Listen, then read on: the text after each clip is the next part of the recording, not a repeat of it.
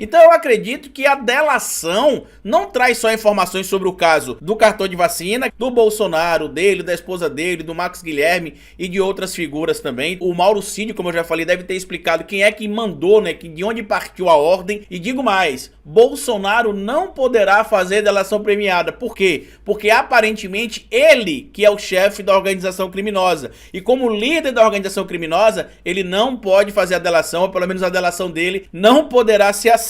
E aí tem muita gente, como eu já disse pra vocês, incluindo a própria defesa do Bolsonaro, dizendo que não acredita que o Mauro Cid tenha falado nada além do cartão de vacinação. Porque se falar, segundo o que tá aqui na coluna do Thales Faria, seria ali a palavra do Bolsonaro contra a palavra do Mauro Cid. Eu vou até trazer um trecho aqui do que tá publicado lá na coluna do Thales. Advogados da equipe de Bolsonaro, ouvidos pela coluna, disseram acreditar que nos outros casos envolvendo o ex-presidente, qualquer delação de Mauro Cid resultará apenas numa versão do tenente-coronel contra a versão do ex-presidente. Se Mauro Cid disser, por exemplo, que foi Bolsonaro quem mandou ele vender e comprar de volta joias presenteadas ao governo brasileiro pelo sheik da Arábia Saudita, bastará o ex-presidente negar. Ficará a palavra de um contra a palavra do outro. O advogado Fábio Van Garten vai mais além. Ele disse à coluna, entre aspas, confesso sinceramente que creio que não há nada o que delatar. E aí é um grande ponto interessante, por quê? Porque se não tem nada a delatar, por que a polícia aceitou a delação e recomendou, inclusive, o encaminhamento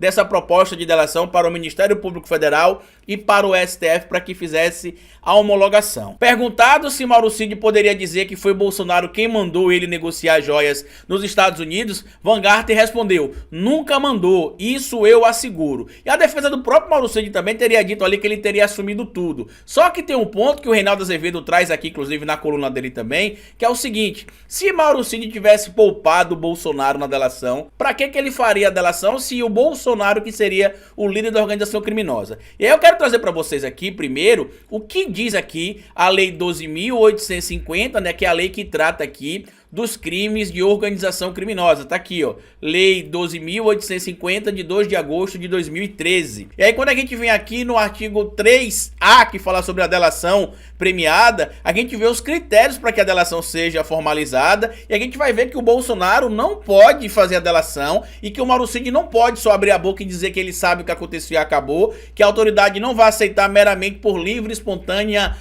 talvez, eu acho, não é assim que funciona, tá? Vamos ler aqui o que diz o artigo 3A da Lei 12.850, que fala sobre organização criminosa e que no artigo 3A fala sobre a colaboração premiada ou delação premiada, como a gente popularmente chama. O acordo de colaboração premiada é um negócio jurídico. E quais são as características de um negócio jurídico? Primeiro, a gente precisa lembrar que precisa constar alguns elementos para que esse negócio jurídico seja formalizado. Número 1, um agente capaz. Número 2, um objeto lícito, ou seja, não pode ser algo ilegal. Número 3, uma norma prevista e a legislação brasileira na Lei 12.850, no seu artigo 3A, permite a colaboração premiada. E no quarto ponto aqui, pra gente finalizar como é que funciona o negócio jurídico, precisa ter uma causa final. O motivo pelo qual as partes celebraram o negócio deve ter a finalidade lícita, ou seja, fazer valer o que estabelece a lei no artigo 3A da Lei 12.850.